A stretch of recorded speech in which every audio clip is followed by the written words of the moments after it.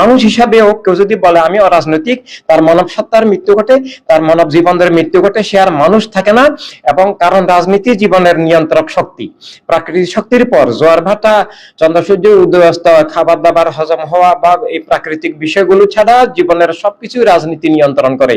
রাজনীতির মধ্যে দিয়ে রাষ্ট্র, রাষ্ট্রের মধ্যে দিয়েই শিক্ষানীতি, আইন, অর্থনীতি, বিচার, প্রশাসন, মনোমগজ, চিন্তা, চেতনা সবগুলো রাষ্ট্র রাষ্ট্র ব্যবস্থার মাধ্যমে হয়।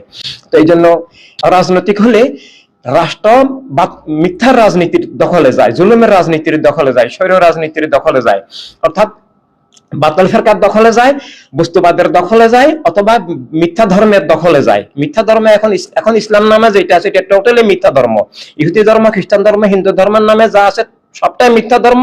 বর্তমানে ইসলাম নামে যেটা আছে এটা টোটালি মিথ্যা ধর্ম।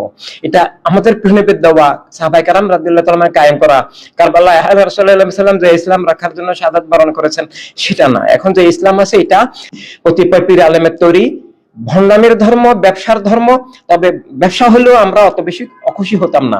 ব্যবসা করলে করেন, না করলে নাই, সেটা আমাদের কিছু আসে যায় না। আপনি কিছু টাকা নিলে নিয়ে যান, কিন্তু কথা হচ্ছে যে আপনি বাতিলের দালালি করেন, আপনি ইসলামকে অরাজনৈতিক করে ছেড়েছেন। ইসলামকে অরাজনৈতিক করা মানে এটা ইসলামকে জবাই করা।